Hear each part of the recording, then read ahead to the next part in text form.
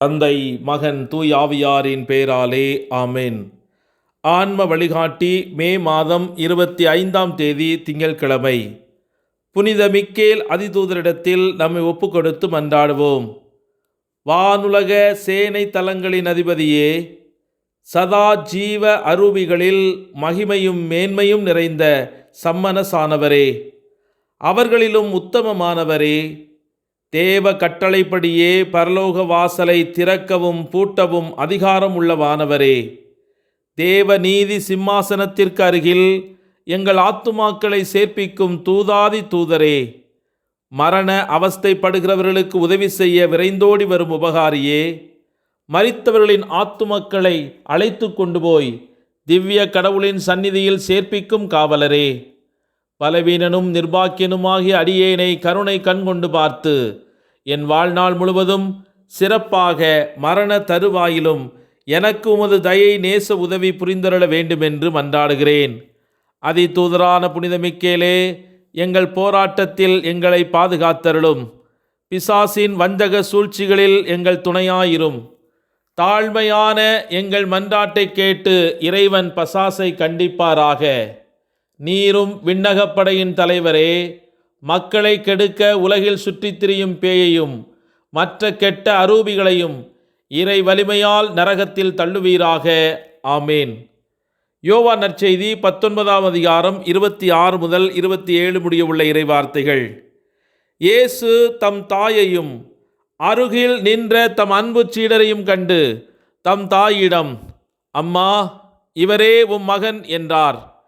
பின்னர் தம் சீடரிடம், இவரே உம் தாய் என்றார். அந்நேரம் முதல் அச்சீடர் அவரை தம் வீட்டில் ஏற்று ஆதரவு அளித்து வந்தார். இது கிறிஸ்து வழங்கும் வாழ்வு தரும் நற்செய்தி. கிறிஸ்துவே உமக்கு புகழ். சிந்தனை.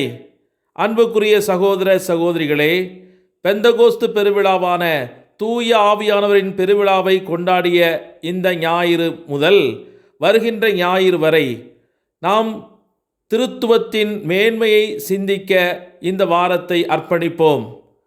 அதற்கான காரண காரியங்கள், இந்த திருத்துவமே நம்முடைய திருச்சபையின் அடித்தளமாக, நமது நம்பிக்கையின் ஆதாரமாக இருப்பதினால் அதனை பற்றிய புனிதர்களின் மேற்கோள்கள் மற்றும் திருச்சபையின் வழிகாட்டுதல்களை இந்த வாரத்திலே நாம் தியானிப்போம். திருத்துவத்தை விளக்கவா? நம்மால் தொடங்கக்கூட முடியாது. இறை வார்த்தையில் வெளிப்படுத்தப்பட்ட ஒரு மர்மமாக அதை நம்மால் ஏற்றுக்கொள்ள மட்டுமே முடியும். கடவுளின் திருத்துவ இருப்பு நமது வரையறுக்கப்பட்ட மனங்களை குழப்புவதில் ஆச்சரியப்பட ஒன்றுமே இல்லை. மாறாக நமது படைப்பாளரின் இயல்பை நம்மால் புரிந்து கொள்ள முடிந்தால் தான் நாம் ஆச்சரியப்பட வேண்டும்.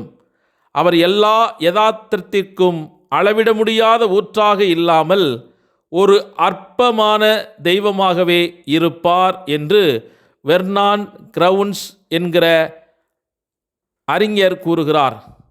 திருத்துவம் ஒரு மர்மம் என்று பொதுவாக சொல்லப்படுகிறது. அது நிச்சயமாக அப்படித்தான். ஆனால் அது நாம் தடவி பார்த்தும் ஊகித்தும் மட்டுமே அறியக்கூடிய இருளில் மூடப்பட்ட ஒரு மர்மம் அல்ல. அது கடவுளை பற்றிய அனைத்தையும் நம்மால் ஒருபோதும் அறிந்து கொள்ள முடியாது என்பதை நமக்கு உணர்த்தும் ஒரு மர்மம். அது நம்மை இருளில் வைத்திருக்கும் ஒரு மர்மம் அல்ல, மாறாக நம் கையை பிடித்து படிப்படியாக ஒளிக்குள் வழிநடத்தி செல்லும் ஒரு மர்மம் என்று யூஜின் பீட்டர்சன் என்கிற இறையியலாளர் நமக்கு கற்றுக் கொடுக்கிறார். ஆகவே தமத்திருத்துவத்தின் மகிமையை ஆண்டவர் தாமே இந்த நாட்களில் நமக்கு வெளிப்படுத்த வேண்டும் என்று இறையருள் வேண்டி இணைந்து மன்றாடுவோம். ஜெபிப்போமாக. ஞானத்தின் ஊற்றே எம் இறைவா, மனிதர் நடுவில் வாசம் செய்யும் எம் இதய அன்பு இயேசுவே, உம்மை நன்றியோடு போற்றி துதித்து ஆராதித்து வணங்கி மகிழ்கிறோம். இந்த உலகத்தை வெல்பவர்கள் உம்மை தங்களது வாழ்க்கையில் கண்டுகொண்டவர்களே என்று 1 யோவான் 5, 4 மற்றும் 5 வழியாக எங்களுக்கு இன்று கற்றுக் கொடுத்தவரே, ஞானத்தின் அதிபதியாகி உம்மையே எங்களுக்கு இறைவார்த்தையின் வழியாக வெளிப்படுத்துகின்ற உமது பேரன்பிற்காக உம்மை நன்றியோடு துதிக்கிறோம். நீர் இல்லாமல் என் வாழ்வு நீரற்ற தரிசு நிலம் போல் மாறுகிறது. உம்மை தேடாத நாட்களெல்லாம் நான் சோர்ந்து போகிறேன். உலகத்தின் அதிபதியாகிய சாத்தான் ஒவ்வொரு நாளும் எங்கள் மனங்களை சோர்வடையச் செய்ததற்காக பல்வேறு சோதனைகளை, வேதனைகளை, கலக்கங்களை, கவலைகளை, இழப்புகளை கொண்டு வருகிறான். ஆனாலும் துன்பங்கள், போராட்டங்கள், சிலுவைகள் இவைகள் வாழ்வின் முடிவுகள் அல்ல, மாறாக உயிர்ப்பின் தொடக்கங்கள் என்பதை உணர்ந்து எங்கள் வாழ்க்கை போராட்டங்களின் மத்தியில் இந்த உலகத்தை ஜெயம் கொண்ட நீர் என்னோடு இருப்பதினால் எந்த தீங்கும், எந்த சோதனையும், எந்த தோல்விகளும் எங்களை மேற்கொள்ள முடியாது என்று உறுதியாக நம்பி உமது கரங்களில் எங்கள் வாழ்வை முழுமையாக அர்ப்பணிக்கின்றோம். வாழ்வின் கடவுளே, என் வாழ்வின் ஆதாரமே, உம்மிடத்தில் நாங்கள் ஒப்புக்கொடுத்த இந்த வேண்டுதல்கள் சிறப்பாக எங்கள் பிள்ளைகளுடைய எதிர்காலம், எங்களுடைய உழைப்பின் பயன், பொருளாதார நலன்கள், எங்களுடைய உடல் நலன்கள் இவற்றையெல்லாம் நீர் பொறுப்பெடுத்து வழிநடத்தும். இன்றைய நாளில் நாங்கள் சந்திக்கப் போகிற ஒவ்வொரு மனிதர்களுக்குள்ளும் உம்மை கண்டுகொள்ளவும், பிரச்சனைகள், சோதனைகள், சண்டைகள் இவற்றிலிருந்து நாங்கள் விடுதலை அடையவும், உமது பிரசன்னம் நாங்கள் செல்லும் பாதையெல்லாம் எங்களை பலப்படுத்தி எங்களை பாதுகாத்து வழிநடத்தவும், உம்முடைய வான தூதர்களின் மகிமைமிக்க பாதுகாப்பில் என்றும் நிலைத்திருக்கும் வரத்தை எங்களுக்கு தந்தருளும். அன்பு ஆண்டவரே, இந்த நாளிலே திருமண நாளை கொண்டாடுகிறவர்கள், பிறந்த நாளை கொண்டாடுகிறவர்கள் இவர்களுக்காக நாங்கள் மன்றாடுகிறோம். சிறப்பாக எனக்கு கொடையாக கொடுத்திருக்கிற என்னுடைய பெற்றோர், அன்பு தந்தை சிலுவை முத்து, அன்பு தாய் சகாயமேரி இவர்களை நிறைவாக ஆசீர்வதியும். இந்த 50 ஆண்டுகள் திருமண வாழ்விலே அவர்களை நீர் அர்ச்சித்து புனிதப்படுத்தி வழிநடத்தியதைப் போல வரும் நாட்களிலும் அவர்களை மென்மேலும் நல்வழியிலே வழிநடத்தி அவருடைய முன்மாதிரியான விசுவாச வாழ்க்கையினால் அவருடைய பிள்ளைகள், பேரப்பிள்ளைகள் நலன்களை பெற்றுக்கொள்ள அவர்களுக்காக மன்றாடுகிறோம்.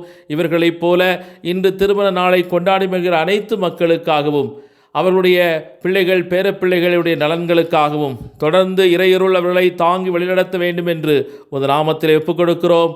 அன்பு ஆண்டவரே, நீர் எங்களுக்கு செய்யப்போகிற அனைத்து அற்புதமான காரியங்களுக்கு முன்னதாகவே நன்றி சொல்லி இந்த நாளை உமது கரங்களிலே ஒப்புக் கொடுத்து ஆரம்பிக்கிறோம்.